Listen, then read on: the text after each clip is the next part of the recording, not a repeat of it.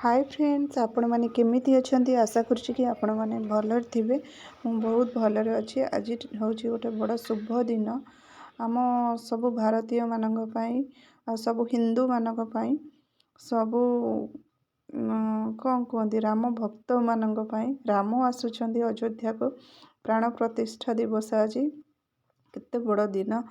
सकाळ उठी मु दुआर मुहरे कलश बसई मूर्ज पकई यही भाव में घरे ठाकुर पूजा करी नहीं आपण मैंने भी करेंगे। आज केते कुआड़े कौन पूजा होउची साजसजा चली मु बस एतिकी करी नहीं। बहुत ही ये ठंडा पड़ुची। सकाळू गाधे मुंड धोई गाधे की पूजा करनेली। पूजा कर सारा पर फ्रूट्स भोग करी। फास्ट पुओ को देती लड्डू आने टिके लेट कला तापरे भोग कर नहीं परे ताको आज हूँ सबुठारु भल दिन। सब अपेक्षार जमी अंत घटी शेष ही आज मंदिर को आसुछंती राम खुशी रे। मन अधिक ठंडा थिला, लाइट भी पड़े जाइथिला तो पानी गरम पानी हेले गाधे भी गिजर तो ऑन हेले गाधे पड़ो लेट कर लास्ट को गैस रे पानी गरम कर गाधे पड़ा। किंतु शीतर थरी जाऊली पूजा कला भितर यही टाइप रो मु ओनीटा को घोड़े पड़ी पूजा करनी जल्दी जल्दी। तो पुओ सान पुओ सीट थिला, बड़ पुओ कैमरा धरथिला तो पूजा करनेली। खाद्य आज बनई सात्विक भोजन खिचड़ी ग्रीन मटर गाजर आउ बीन्स पकईकि आलू हल्का पकईकि ताको गोटे खिचड़ी टाइप रो बनई नहीं ना कि खिचड़ी पलव मिक्स सब मसला हल्का पकई बनई नहीं। आउ ये दही काकुड़ी ता संगे टमाटो सलाड टिके आमर खिया हबन तो पियाज रसुण से दिन आउ किछि करि नथली।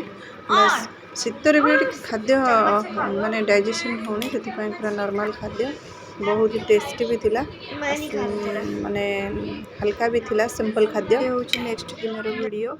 सखाळ को स्कूल जाऊ पूरा साइड केते पारा आसी बसछंदी तो से तमे जदी पक्के देबो से सेते बेला आसी को कैमरा देखौछि सेठी चावल पकेले गोटे मिनिट भी लागुनी तांको खाइया पे फटाक से खाइकी से ऊपर उड़ी जाते ऊपर जाइए बस चाउल पकईकि आसला खाइबे। ये तार देखो ये बिल्डिंग सब बस पकई देकी आसली आसिक खाइबे। एक्चुअली पारा माने गोटे जगह एकठा खाइले मत बहुत भल लगे देखापी आ खुशी भी लगे। मु सकाळू देखली जमी से बसिकी उड़िकी आसिकी खाऊछंती तो मत भी इच्छा है चाउल पकईया मु चाउल पकईली मु थरे पकईली वो भी दुई थर पकईला। वेट करी एक्चुअली सकाळ 8:40 रे पूरा बस आसुची वो स्कूल जीवो तो माँ पुआ आम वेट करूँ पारा को देखी जाई घर चाउल आनिकी पकई से खाऊँ। एबे आसीज किसी समय पुअर बस पु स्कूल पलैब पलैला मु मो घर को जी। बस बिल्डिंग तले ही यहाँ आम बिल्डिंग तले ही पारा बस पूरा एटिकी ही बस आसूची बिल्डिंग तलक तो से मुझे वेट करी पारा मान देखिए सकाल मत बहुत भल लगुच। देखो कुकुड़ी 8:40 है आज टिके क्लियर अच्छी क्लाइमेट तो से एते फग नहीं फग रे बिल्कुल देखा भी जीवानी देखा जीवानी एते फग हुए। तो आज गोटे प्रकार क्लाइमेट से स्कूल खोली गलानी एठी अमृतसर गोटे मास ही छुट्टी रहे कारण शीत दिनटा एत ठंडा पड़ जाए स्कूल जीवनी बेटा स्कूल माने दिन सारा ही फग साइकिल से स्कूल जीवा आसवा बहुत प्रॉब्लम पढ़ापढ़ी बहुत ही प्रॉब्लम हुए से गोटे मास ही छुट्टी खत्म हो जाए। डिसेम्बर 24 तारीख रे छुट्टी दिया जनवरी